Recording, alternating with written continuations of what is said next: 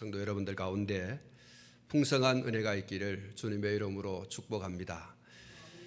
오늘 이 예배 가운데 말씀의 제목을 여호와를 바라는 사람 그렇게 정했습니다.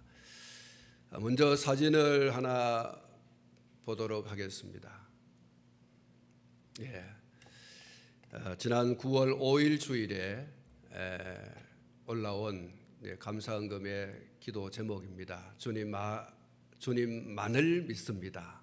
주님께서 일하실 줄 믿습니다. 누구의 기도 제목인지 여러분 아시죠? 우리 김덕화 권사님께서 홍영수 집사님이 심정지 상태에서 의식을 잃고 경북대학병원 중환자실에서 산소 마스크를 쓰고 인공호흡에 의지해서 생사의 기로에 서 있을 때 오직 하나님만을 바라보며 애타는 심정으로 하나님께 토한 기도의 제목이라고 생각합니다. 주님께서 일하실 줄 믿습니다. 전적으로 주님만 의지하는 그런 우리 권사님의 정말 심정을 토한 그런 기도이다 그렇게 여겨집니다. 오늘 본문이 이렇게 시작을 하고 있습니다.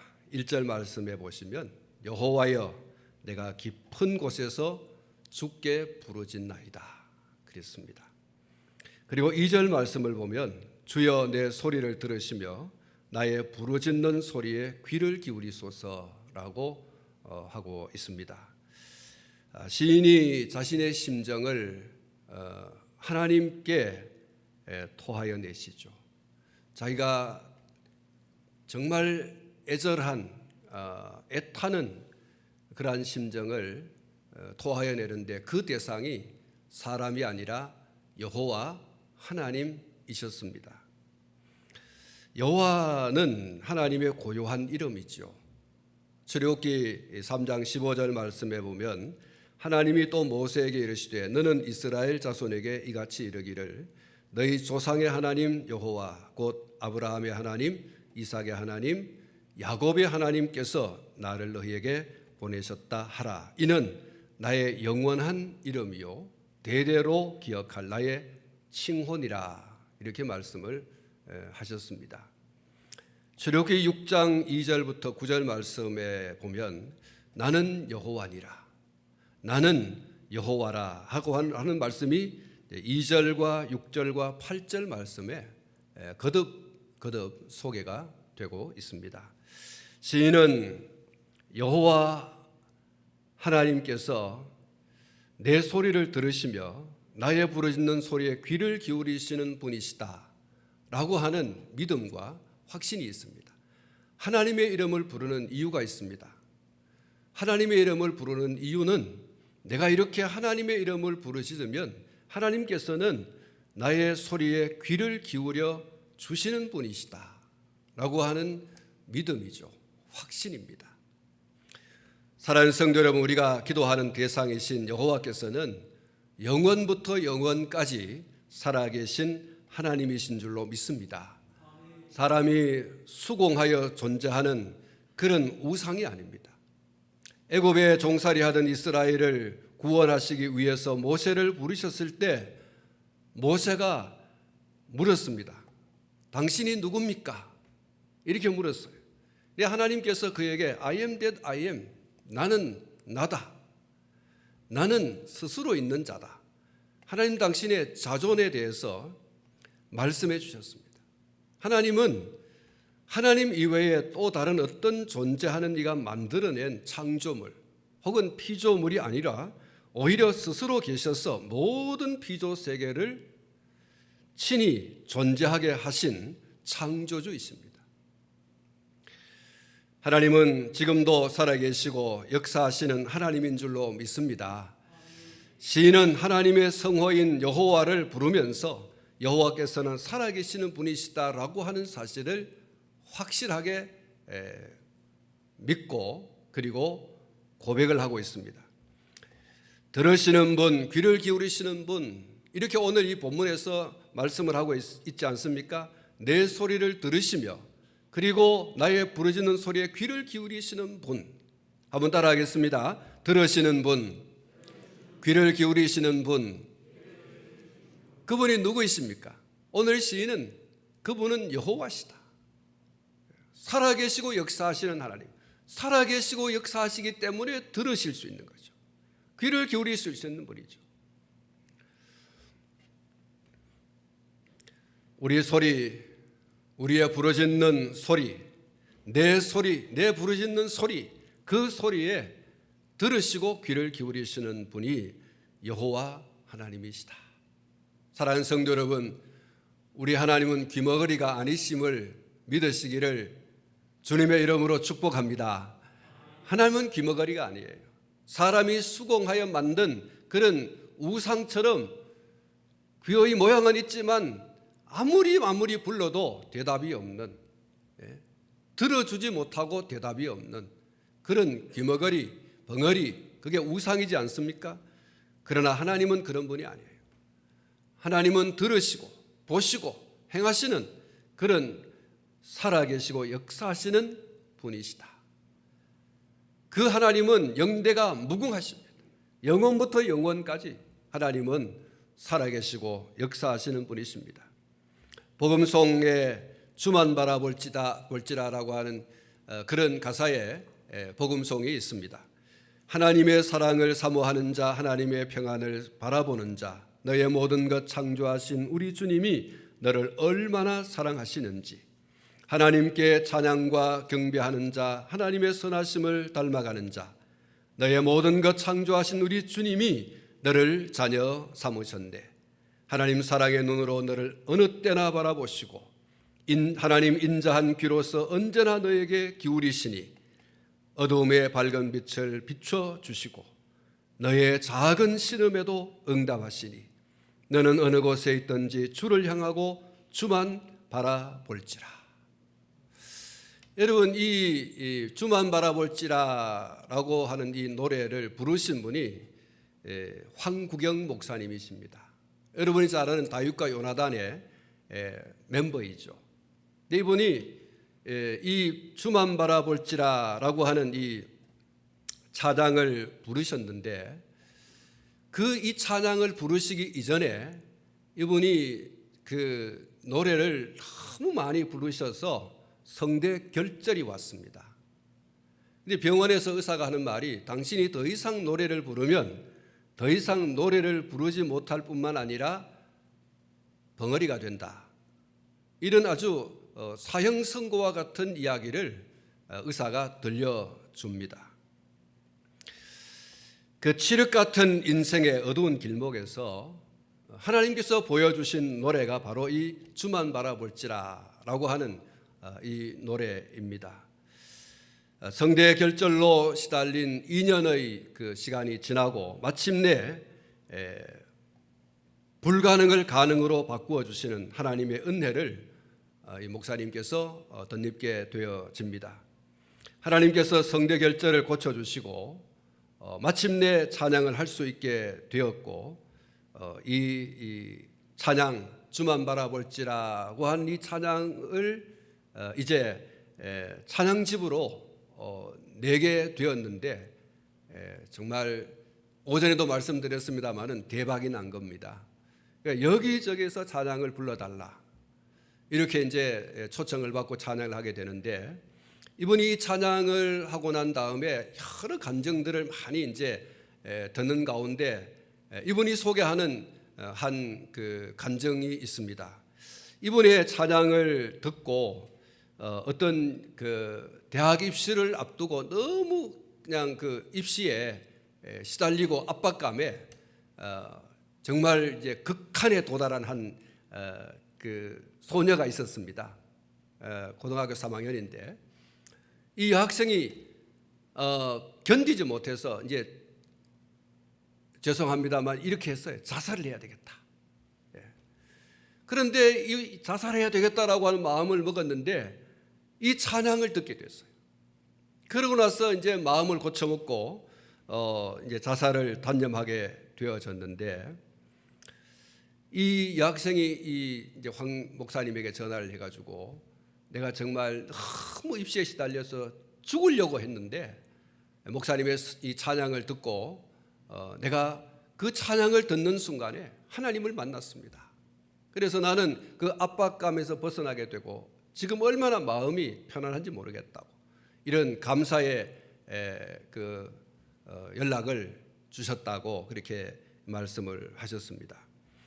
여러분이 찬양 가사 중에 이 내용이 있지 않습니까? 하나님 인자한 귀로서 언제나 너에게 기울이시니 어두움의 밝은 빛을 비춰주시고 너의 작은 신음에도 응답하시니 너는 어느 곳에 있든지 주를 향하고 주만 바라볼지라.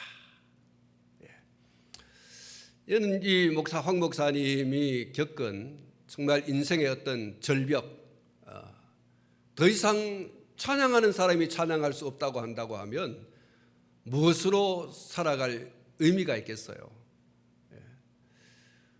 찬양하는 것으로 부름을 받았고 그 찬양을 통해서 많은 사람들에게 하나님을 이야기하고 예수님을 이야기하고 그래서 많은 사람을 주께로 돌아오게 했는데 찬양도 못해 이제 더 심하게 나아가면 이제 더 이상 말도 못한다고 하니 얼마나 그 인생의 절벽을 맞이했겠어요. 그런데 그 절벽의 순간에 이 찬양의 가사가 떠오르고 이 찬양을 이제 작곡을 해서 노래를 부르게 된 거죠. 이건 자기도 살 뿐만 아니라 다른 많은 씨름하는 인생의 절벽을 맞은 이런 사람들에게 희망의 메시지, 소망의 메시지, 살아갈 수 있는 메시지, 주만 바라보라. 그러면 그 신음소리 들으시고 응답하시는, 작은 신음에도 응답하시는 하나님께서 역사하신다고 하는 바로 그런 메시지 아니겠습니까? 여러분 다시 1절 말씀을, 오늘 이 본문 말씀 1절 말씀을 보시면 시인이 깊은 곳에서 주께 부르짖었다 이렇게 말씀을 하고 있습니다. 시인이 말하고 있는 이 깊은 곳, 그 깊은 바닷속 10년과 같은 곳, 그것은 도대체 무엇일까? 어떤 것일까? 깊은 곳에서 주께 부르짖었다고 했어요. 그 깊은 곳, 이 시인이 지금 겪고 있는 깊은 곳, 그 깊은 곳, 깊은 계곡 혹은 바닷속 깊은 곳, 그런 것을 말하고 있는가? 정말 그곳에서 지금 하고 있는가? 근데 시인은 그런 곳에 있는 것이 아니고 그런 것과 같은, 마치 저 깊은 바닷속에 있는 것과 같은, 마치 저 깊은 심산유곡, 저 깊은 산 계곡에 있는 것과 같은 그런 환경과 그런 상황을 맞이하고 있다, 이렇게 볼 수가 있는 것이죠. 다시 말하면 인생의 절벽, 낭만과 낙심과 절망의 상태에 빠져 있는 바로 그 상태를 지금 말하고 있는 것이죠. 세상 어디에도 의지할 데가 없고 기댈 데가 없고 바라볼 데가 없는, 그래서 오직 하나님만 바라봅니다. 나는 지금 절망 가운데 있고, 나는 지금 낙심 가운데 있고, 나는 지금 낭만 가운데 있고, 눈곱만큼도 살아볼 만한 어떤 것이 없는 이런 상황 가운데서 내가 주께 부르짖습니다, 이렇게 말하고 있는 것이죠. 시인은 믿고 확신하고 있습니다. 자신이 아무리 깊은 심연과도 같은 심산유곡과 같은 곳에 처해 있다고 할지라도 자신의 부르짖는 소리를 들어주시고 능히 구원해 주실 분 여호와 하나님이시다 라고 하는 믿음과 확신입니다. 할렐루야. 내가 지금 저 깊은 바닷속 같고 깊은 계곡 같은 그런 곳에 내가 처하여졌다 할지라도 나의 신음소리를 들어주시는 하나님 여호와 당신이 있으므로 나는 소망이 있습니다. 난 기대가 있습니다. 그래서 부르짖습니다 라고 하는 거예요. 이사야 40장 27절로 31절 말씀에서 이사야 선지자가 이렇게 권면을 하고 있습니다. 야곱아 어찌하여 내가 말하며 이스라엘아 내가 이르기를 내 길은 여호와께 숨겨졌으며 내 송사는 내 하나님에게서 벗어난다 하느냐. 너는 알지 못하였느냐 듣지 못하였느냐. 영원하신 하나님 여호와 땅끝까지 창조하신 이는 피곤하지 않으시며 곤비하지 않으시며 명철이 한이 없으시며 피곤한 자에게는 능력을 주시며 무능한 자에게는 힘을 더하시나니 소년이라도 피곤하며 곤비하며 장정이라도 넘어지며 쓰러지되 오직 여호와를 앙망하는 자는 새 힘을 얻으리니 독수리가 날개치며 올라감 같을 것이요 다른 박질하여도 곤비하지 아니하겠고 걸어가도 피곤하지 아니하리로다. 낙심하고 낭망하고 절망하는 자들에게 이사야 선지자가 이렇게 말하는 것이에요. 내 길은 여호와께 숨겨졌으며 내 송사는 내 하나님에게서 벗어난다 하느냐. 너는 알지 못하느냐 듣지 못하느냐. 영원하신 하나님 여호와 땅끝까지 창조하신 이는 피곤하지 않는다. 곤비하지 않는다. 명철이 한이 없다. 이렇게 말하고 있어요. 그러니까 하나님을 전적으로 더 신뢰하고 의지하라는 거죠.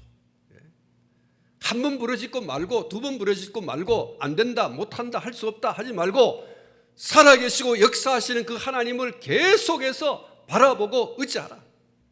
한이 없다. 그분은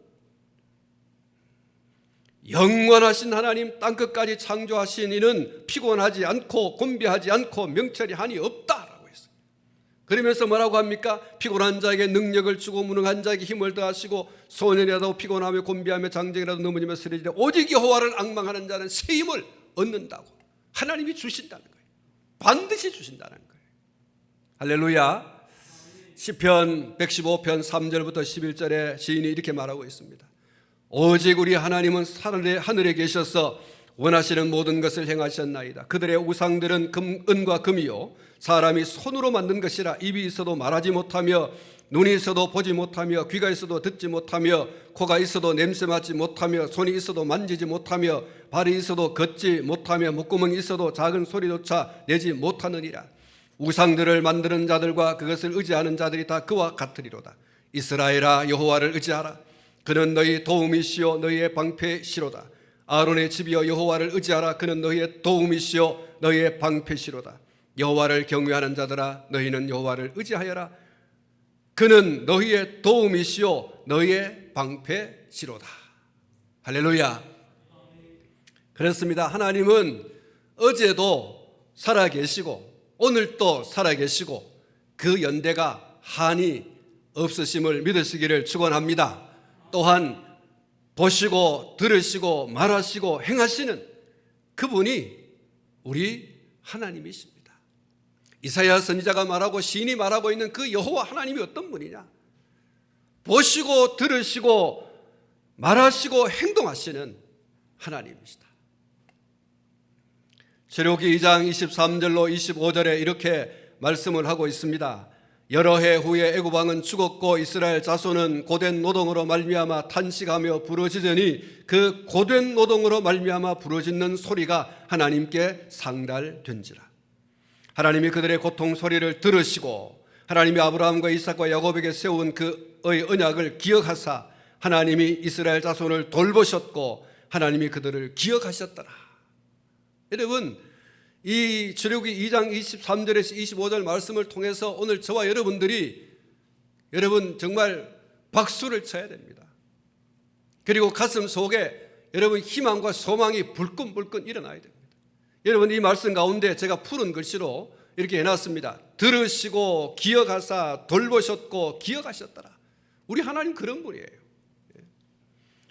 그리고 3장 7절부터 10절 말씀에 이렇게 기록을 하고 있습니다. 여호와께서 이르시되 내가 애굽에 있는 내 백성의 고통을 분명히 보고 그들의 감독자로 말미암아 부르심을 듣고 그 근심을 알고 내가 내려가서 그들을 애굽인의 손에서 건져내고 그들을 그 땅에서 인도하여 아름답고 광대한 땅 젖과 꿀이 흐르는 땅 곧 가나안 족속 헷 족속 아모리 족속 브리스 족속 히위 족속 여부스 족속의 지방에 데려가려 하노라. 이제 가라. 이스라엘 자손의 부르짖음이 내게 달하고 애굽 사람이 그들을 괴롭히는 학대도 내가 보았으니 이제 내가 너를 바로에게 보내어 너에게 내 백성 이스라엘 자손을 애굽에서 인도하여 내게 하리라. 사랑하는 성도 여러분, 하나님은 우상이 아니에요.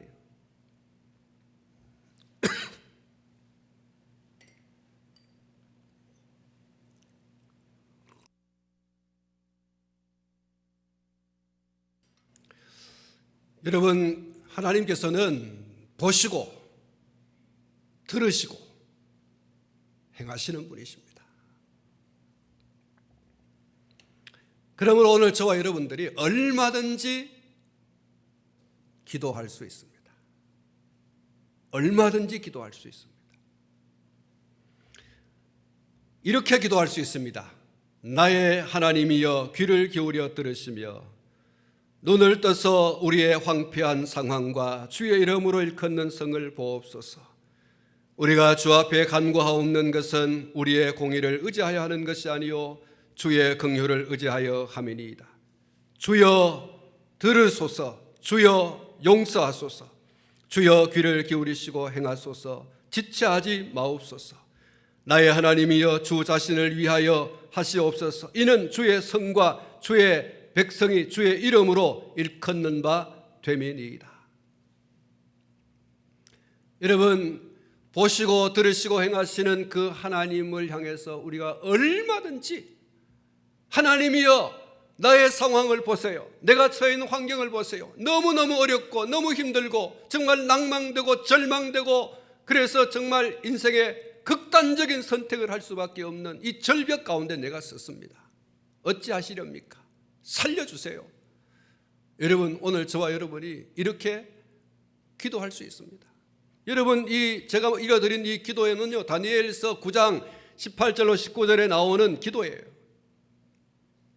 여러분, 우리가 이렇게 기도하면 하나님께서 우리에게 어떻게 응답할까요? 다니엘서 9장 20절로 23절에 이런 말씀이 있습니다. 내가 이같이 말하여 기도하며 내 죄와 내 백성 이스라엘의 죄를 자복하고 내 하나님의 거룩한 산을 위하여 내 하나님 여호와 앞에 간구할 때 곧 내가 기도할 때에 이전에 환상 중에 본 그 사람 가브리엘이 빨리 날아서 저녁 제사를 드릴 때에 즈음에 내게 이르더니 내게 가르치며 내게 말하여 이르되 다니엘아 내가 이제 내게 지혜와 총명을 주려고 왔느니라. 곧 내가 기도를 시작할 즈음에 명령이 내렸으므로 이제 내게 알리러 왔느니라. 너는 크게 은총을 입은 자라. 그런즉 너는 이 일을 생각하고 그 환상을 깨달을지니라. 하나님께서 가브리엘 천사를 보내서 즉시 보내가지고 여러분, 하나님 당신께서 들으셨다는 거예요. 너는 크게 은총을 입은 자다. 너는 크게 은총을 입은 자다. 여러분, 이런 하나님의 응답이 여러분 가운데 있기를 축원합니다. 여러분 가운데 기도하고 정말 하나님 앞에 인생의 어떤 절벽 가운데서 부르짖는 기도의 제목이 있다고 하면 여러분 다니엘에게 들려주신 이 기도의 응답이 여러분 가운데 있기를 축원합니다. 한번 따라 하십시다. 너는 크게 은총을 입은 자라. 그렇습니다. 너는 크게 은총을 입은 자다. 사랑하는 성도 여러분, 죄가 있을지라도 회개하면 얼마든지 용서해 주시는 하나님의 인자와 긍휼과 자비를 믿고 여러분 기도하시기 바랍니다. 죄를 징벌하시는 하나님이 두려워 기도하지 않는다면 너무나 어리석은 것입니다. 기억하시기 바랍니다. 하나님은 죄를 징벌하시는 공의의 하나님이시지만 동시에 회개하면 얼마든지 용서해 주시는 사랑의 하나님이라는 사실을 또한 기억하시기 바랍니다. 그러므로 시편 51편에서 다윗이 기도했던 그와 같은 기도로 우리가 범죄했을 때라도 얼마든지 하나님 앞에 나가서 기도할 수 있다라는 것입니다. 하나님이여 주의 인자를 따라 내게 은혜를 베푸시며 주의 많은 긍휼을 따라 내 죄악을 지워 주소서. 나의 죄악을 맑게 씻으시며 나의 죄를 깨끗이 제하소서. 물은 나는 내 죄과를 아오니 내 죄가 항상 내 앞에 있나이다. 내가 주께만 범죄하여 주의 목전에 악을 행하여 싸우니 주께서 말씀하실 때에 의로우시다 하시고 주께서 심판하실 때에 순전하시다 하리이다. 내가 죄악 중에 출생하였으며 어머니가 죄 중에서 나를 잉태하였나이다. 보소서 주께서는 중심이 진실함을 원하시오니 내게 지혜를 은밀히 가르치시리이다. 우슬초로 나를 정결하게 하소서. 내가 정하리이다. 나의 죄를 씻어 주소서. 내가 눈보다 희리이다. 내가 즐겁고 기쁜 소리를 내게 기쁜 소리를 들려주시사 주께서 꺾으신 뼈들도 즐거워하게 하소서. 주의 얼굴을 내 죄에서 돌이키시고 내 모든 죄악을 지워주소서. 하나님이여 내 속에 정한 마음을 창조하시고 내 안에 정직한 영을 새롭게 하소서. 나를 주 앞에서 쫓아내지 마시며 주의 성령을 내게서 거두지 마소서. 주의 구원의 즐거움을 내게 회복시켜 주시고 자원하는 심령을 주사 나를 붙드소서. 사랑하는 성도 여러분, 이 시편 51편에서 시인이 이렇게 기도하지 않습니까? 하나님, 당신은 인자가 많지 않습니까? 자비가 많지 않습니까? 긍휼이 많지 않습니까? 이러면서 자기의 죄를 끄집어내 놓는 거예요. 그 인자와 긍휼과 자비를 부여잡고 내가 내 죄를 압니다. 하나님, 내가 내 죄를 압니다. 나는 어머니의 태중에서부터 그리고 출생하면서부터 나는 죄인입니다. 그리고 내가 살아온 지금의 삶을 뒤돌아볼 때 내가 하나님 앞에 얼마나 큰 죄를 지었는지 말할 수 없습니다. 그러나 하나님, 당신이 인자가 많지 않아요? 긍휼이 많지 않습니까? 자비가 많지 않습니까? 용서해 주세요.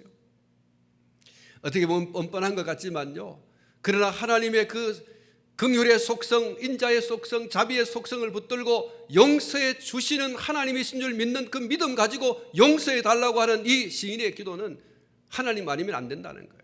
이 절박한 이 기도, 죄 중에서라도 회개하며 기도하라는 거예요. 그러면 회개하며 용서를 구하는 그 사람의 기도를 들어주시고 죄를 용서해 주시는 하나님이라는 사실을 여러분, 우리가 오늘 이 시편 51편을 통해서 여러분 알아야 할 것입니다. 오늘 우리가 읽은 130편도 다윗의 참회 시 가운데 하나입니다. 우리가 죄를 지으면 하나님 앞에 정말 부끄럽지요.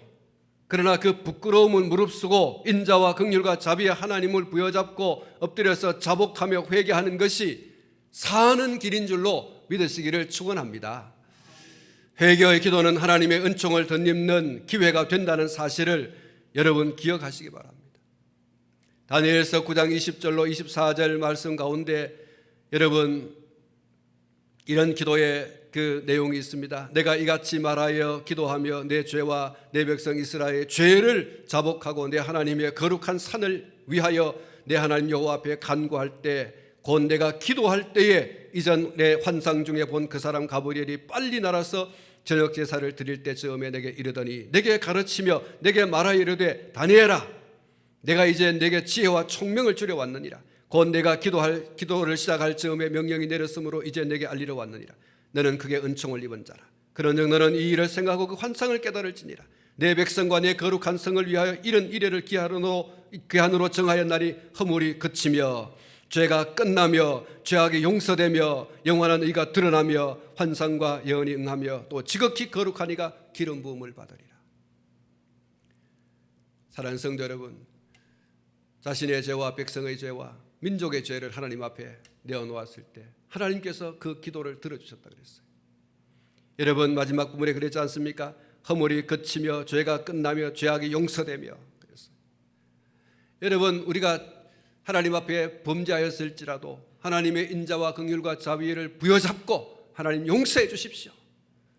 그럴 때 하나님께서는 얼마든지 당신의 긍휼과 인자와 자비를 베풀어 주시고 그것이 용서하는 것으로 사죄의 은총으로 와지는 것임을 여러분 믿으시기를 축원합니다. 한번 따라하시기 바랍니다. 내가 기도를 시작할 즈음에 명령이 내렸으므로 이제 내게 알리러 왔느니라. 너는 크게 은총을 입은 자라. 할렐루야.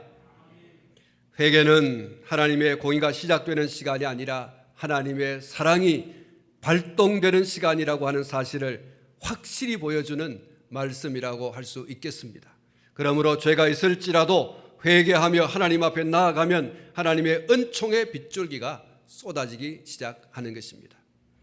본문 7절과 8절에서 시인이 이렇게 고백하고 있습니다. 이스라엘아, 여호와를 바랄지어다. 여호와께서는 인자하심과 풍성한 속량이 있음이라. 그가 이스라엘을 그의 모든 죄악에서 속량하시리로다. 사랑하는 성도 여러분, 하나님을 기다리시기 바랍니다. 파수꾼이 아침을 기다림보다 더 하나님을 기다리시기 바랍니다. 죄가 있을지라도 하나님을 멀리하지 마시고 회개하며 또 가까이 나아갈 수 있기를 바랍니다. 하나님의 인자하심과 풍성한 속량이 있을 것입니다. 하나님의 은총의 빗줄기가 쏟아지게 될 것입니다. 여러분의 깊은 곳에서 보시고 들으시고 행하시는 하나님께 기도의 목소리를 여러분 내시기 바랍니다.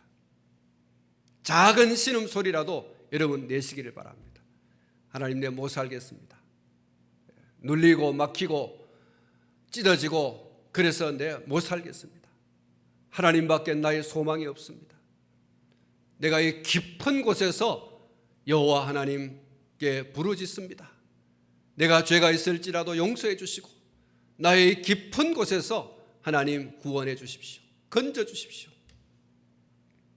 하나님께서는 속량해 주실 뿐만 아니라 놀라운 구원의 은총을 베풀어 주실 줄로 믿습니다.